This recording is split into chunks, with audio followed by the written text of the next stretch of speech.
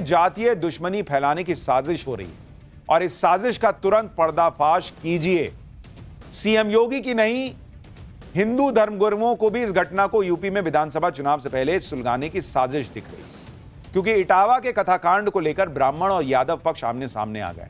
जमकर बवाल हो रहा है, जबकि जिन कथावाचकों के साथ बदसलूकी हुई उन पर जाति छुपाने के लिए धोखाधड़ी का केस भी दर्ज हो चुका है और बदसलूकी के आरोपियों को पहले ही जेल भेजा जा चुका है। ऐसे में सवाल उठता है कि क्या वाकई इटावा कांड की आड़ में यूपी को जातीय संघर्ष में झोंकने की साजिश हो रही है? आज पाठशाला में इसकी पूरी डिटेल बताऊंगा। साथ ही यह भी बताऊंगा कि कैसे सीएम योगी ने इस साजिश का पर्दाफाश करने के लिए पुलिस प्रशासन को खुली छूट दे दी है और इटावा कांड पर अखिलेश यादव ने क्यों अमेरिका के राष्ट्रपति ट्रंप को घसीट लिया। लेकिन पहले पूरे घमासान की एक झलक देखिए। इटावा के जिस कथावाचक कांड को लेकर यूपी से बिहार तक सियासत गर्मा गई, उसकी पूरी डिटेल आगे बताऊंगा, लेकिन पहले देखिए इस मुद्दे पर कैसे घमासान बढ़ता जा रहा है।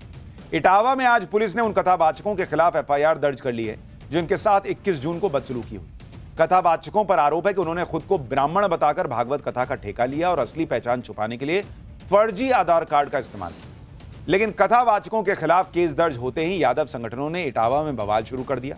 केस वापस लेने के लिए पुलिस थाने का घेराव भी किया गया। इटावा में बवाल के बीच लखनऊ में अखिलेश यादव ने एक बार फिर कथाकांड को तूल देने की कोशिश की।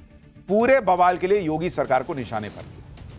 अब यह समझना भी जरूरी है कि आखिर अखिलेश यादव इटावा में हुए कथाकांड को इतना बड़ा मुद्दा क्यों बनाने में जुटे हैं। दरअसल अखिलेश यादव को लग रहा है कि इस घटना में वो सारा मसाला है जिसे वो 2027 के विधानसभा चुनाव में योगी आदित्यनाथ के खिलाफ नैरेटिव बनाने में इस्तेमाल कर सकते हैं। जैसे इसमें जाति की राजनीति है, इसमें अखिलेश के सबसे बड़े हथियार पीडीए का समीकरण भी है और बवाल की भी पूरी गुंजाइश है। अखिलेश यादव को अपने इस मकसद में शुरुआती कामयाबी भी मिलती दिखी, जिसकी गवाही आज इटावा से आई तस्वीरें दे रही। आज इटावा में कथावाचकों के खिलाफ एफआईआर दर्ज होने पर भारी बवाल मच गया। अलग अलग यादव संगठन से जुड़े लोगों ने पुलिस थाने का घेराव करने के लिए इटावा के दांदरपुर गांव में घुसने की कोशिश की। पुलिस ने जब उन्हें रोकने की कोशिश की तो भीड़ भड़क उठी और पुलिस पर पथराव शुरू कर दिया। भीड़ में शामिल कुछ लोगों ने पुलिस की गाड़ियों में तोड़फोड़ भी की। देखते ही देखते बवाल इतना बढ़ गया कि पुलिस को खुद को बचाने के लिए हवाई फायरिंग तक करनी पड़ी। जिस तरह से इटावा के कथाकांड को लेकर सियासत हो रही है, उसे देखते हुए सीएम योगी आदित्यनाथ को पहले ही इस तरह के बवाल का अंदेशा हो चुका है और इस तरह के बवाल से निपटने के लिए पहले ही उन्होंने पुलिस प्रशासन को खुली छूट दे दी थी। अधिकारियों के साथ बैठक में सीएम योगी ने साफ कर दिया था कि पिछले कुछ समय से कुछ अराजक तत्व उत्तर प्रदेश में जातीय दुश्मनी फैलाने का षड्यंत्र रच रहे हैं। इटावा जैसी घटनाएं इसकी पुष्टि करती हैं। आगे सीएम योगी ने कहा कि ऐसी गतिविधियां न केवल राज्य की छवि को धूमिल करती हैं, बल्कि सामाजिक ताने बाने के लिए भी खतरा है। सीएम योगी ने अधिकारियों को निर्देश दिया कि ऐसी किसी भी साजिश का तुरंत पर्दाफाश हो, दोषियों की पहचान सार्वजनिक की जाए और उनके खिलाफ सख्त से सख्त कार्रवाई सुनिश्चित की जाए। सीएम योगी ने अधिकारियों को खुली छूट देते हुए यह तक कह दिया कि कार्रवाई के लिए शासन से आदेश का इंतजार न कीजिए, कानून के तहत फौरन एक्शन लीजिए। अखिलेश यादव सीएम योगी की सख्ती पर भी सवाल उठाने से नहीं चूके। अखिलेश यादव ने तो सीएम योगी और बीजेपी पर तंज करते हुए इटावा की घटना को लेकर अमेरिका के राष्ट्रपति ट्रंप का जिक्र कर दिया। सुनिए अखिलेश यादव को। तो अभी तक क्या सो रहे थे मुख्यमंत्री जी? जब जगना था तब जगे नहीं। सब मर गए, वहां जेल चले गए, लोग अपमानित हो गए। बताओ 16 साल की उसकी चुटिया कट गई। 16 साल कितना समय लगता है? 16 साल की चुटिया कट गई, इतना दुखी था बेचारा वो।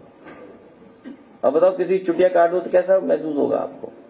बाल काट दो, वो तो बात हम कह नहीं रहे हैं कि कैसे पवित्र किया गया। अगर ट्रंप जी को पता लग जाए तो इटावा में ऐसा हुआ है तो समझ लो क्या होगा। आप सोचिए अखिलेश यादव के लिए इस मामले की गंभीरता क्या है। वो बोल रहे हैं कि बताओ 16 साल की चुटिया कट गई, उनके पीछे लोग हंस रहे हैं, मुस्कुरा रहे हैं। वो कह रहे हैं ट्रंप को पता चल जाए तो कितना बुरा लगे होगा। इसमें ट्रंप कहां से आ गए? ये गंभीरता है आपकी इस मामले की। अब इटावा का वो वायरल वीडियो भी देखिए जिसकी गूंज यूपी से बिहार तक पहुंच चुकी है। घटना इटावा के दांदरपुर गांव की है और 21 जून की है। वीडियो में एक शख्स को कुछ लोगों ने घेर रखा है। वीडियो में उसे जाति छुपाने की सजा देने की बात हो रही है और फिर भीड़ में गिरे शख्स की चोटी और बाल काट दिए गए। इतना ही नहीं, आरोप है कि भीड़ ने कथावाचकों को एक महिला के पैर छूने और नाक रगड़ने के लिए मजबूर किया। इस घटना का वीडियो वायरल होने के बाद से अखिलेश यादव लगातार योगी सरकार और बीजेपी पर हमलावर है। अखिलेश यादव कथावाचकों को इंसाफ दिलाने के लिए बड़ा आंदोलन छेड़ने की धमकी दे चुके हैं। हालांकि सवाल यह भी उठता है कि अगर कथावाचकों ने जाति गलत बताई थी तो मुंडन करने की, उनसे नाक रगड़वाने की यह इजाजत किसने दी? भाई आप पुलिस में ले जाते अगर आपको लग रहा था मामला गड़बड़ है। यह भी कहा जा रहा है कि भाई महिला के साथ गलत व्यवहार किया, हाथ पकड़ा, ये वो, इस तरह की भी बातें चले, तो भी पुलिस में जाते। वहां भीड़ ने न्याय क्यों कर दिया अपने हिसाब से? अखिलेश यादव जिस घटना को लेकर पिछड़ी जाति वाला नैरेटिव सेट करने में जुटे हैं, उसकी पूरी डिटेल भी आपको बताता हूं। दरअसल इटावा के दांदरपुर गांव में श्रीमद् भागवत कथा का आयोजन हुआ था। कथावाचक मुकुटमणि यादव ने अपने सहयोगियों के साथ मिलकर श्रीमद् भागवत कथा शुरू की। आरोप है कि पहले दिन की कथा के दौरान मुकुटमणि और उसके सहयोगी संत सिंह की जाति यादव होने का पता चलने पर उनके साथ बदसलूकी की गई। जाति छिपाने का आरोप लगाकर दोनों के चोटी और बाल काट दिए गए। पीड़ितों ने बंधक बनाने, ब्राह्मण महिला के पैर में नाक रगड़वाने और मूत्र छिड़कने का भी आरोप लगाया। और सवाल यही उठ रहा है कि अगर कुछ गलत भी हुआ तो पुलिस में केस क्यों नहीं किया गया? आपने क्यों सजा दे दी? भीड़ ने क्यों सजा दे दी? एक तरफ कथावाचक आरोप लगा रहे हैं कि जाति पूछने के बाद उनके साथ बदसलूकी हुई। इन आरोपों को सच मानकर अखिलेश यादव ब्राह्मण वर्सेस पीडीए की सियासत करने में जुट गए। वहीं दूसरी तरफ मामले पर सियासी संग्राम छिड़ता देख भागवत कथा के आयोजक परिवार और ब्राह्मण संगठन भी अब खुलकर सामने आ गए। इनका दावा है कि मामला जाति का है ही नहीं, बल्कि महिलाओं से छेड़छाड़ का है, जिसकी वजह से कुछ लोगों ने कथावाचकों की पिटाई कर दी। जरा उनको भी सुनिए।